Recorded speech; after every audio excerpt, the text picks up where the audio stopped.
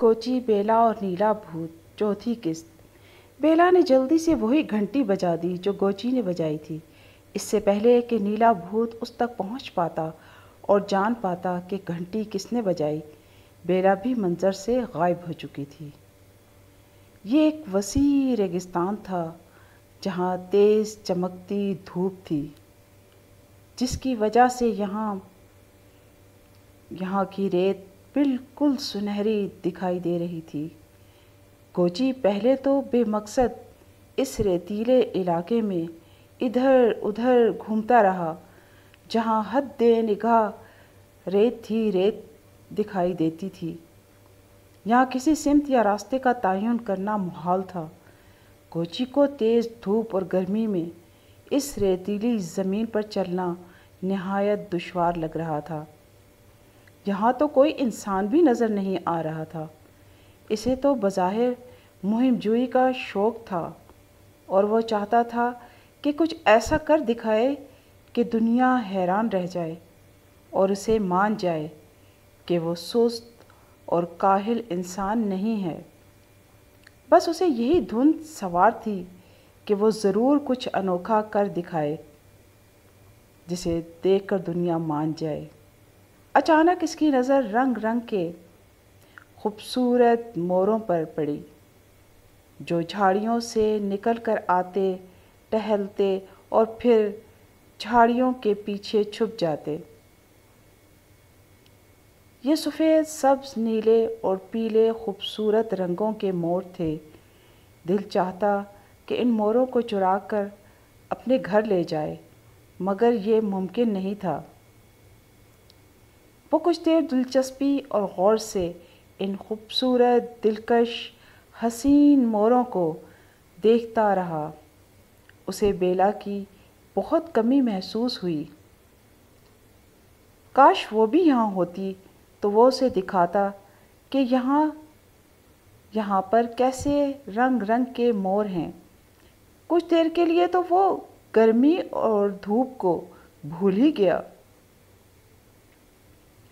یکایک اس کی نظر تھوڑی دور موجود شتر مرغ پر پڑی، جو ریت میں منہ ڈالے کچھ کر رہا تھا۔ اسے فوراً یاد آ گیا، اسے تو نیلے بھوت کے لیے شتر مرغ کا انڈا چوری کرنا تھا۔ یہ عجیب و غریب جانور اس نے زندگی میں پہلی بار اتنے قریب سے دیکھا تھا۔ مرغ جیسا منہ، پتلی لمبی گردن اور تقریباً گولائی کی شکل میں گدلے بھورے پروں سے بھرا جسم اور لمبی لمبی پتلی مگر مضبوط ٹانگیں۔ اسے یاد آیا کہ اسکول میں ایک بار استاد نے بتایا تھا کہ شتر مرغ کے غصے اور غضبناکی سے بچنا چاہیے۔ وہ تو درندوں کو بھی خوب اچھی طرح پیٹ کر رکھ دیتا ہے، اور دوڑنے میں تو وہ بعض اوقات گھوڑے کو بھی پیچھے چھوڑ دیتا ہے۔ جو ہی شتر مرغ نظر سے اوجھل ہوا، گوچی دوڑتا ہوا اس جگہ پہنچ گیا اور دونوں ہاتھوں سے ریت ہٹانا شروع کر دی۔ تھوڑی سی محنت کے بعد انڈا تلاش کر لیا جو شتر مرغ نے ریت کے اندر چھپایا ہوا تھا۔ گوچی نے فوراً انڈا نیلے بھوت کے دیے ہوئے تھیلے میں ڈال لیا اور ایک طرف چلتا بنا۔ اتنے میں اسے تیز تیز قدموں سے کسی کے دوڑنے کی آواز آئی۔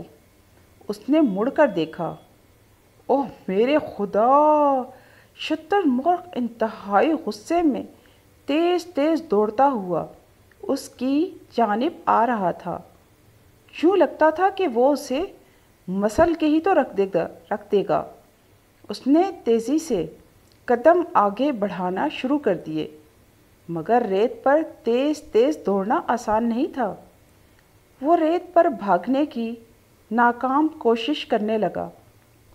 خوف سے اس کا دل زور زور سے دھڑک رہا تھا اور ٹانگیں بری طرح کانپنے لگی تھیں۔ وہ بھاگنے کی کوشش میں ریت پر ہی گر پڑا۔ شتر مرغ اس کے بالکل قریب پہنچ گیا اور گوچی کو خوف تھا کہ اگر اس کے باقی ساتھی بھی پہنچ گئے تو بہت ہی برا ہوگا اس کے ساتھ۔ اس سے پہلے کہ گوچی انڈے والا تھیلا وہیں پھینک کر بھاگنے کی کوشش کرتا، اس نے دیکھا کہ مخالف سمت سے کوئی شتر مرغ کی آنکھوں میں ریت جھونک رہا ہے، جس سے شتر مرغ گوچی پر حملہ کرنے کی کوشش کے باوجود بالکل بے بس اور لاچار ہو گیا اور تکلیف سے عجیب و غریب آوازیں نکالنے لگا۔ کچھ ہی دیر میں شتر مرغ بالکل ہی ناکارہ ہو گیا۔ چوتھی قسط یہیں تک۔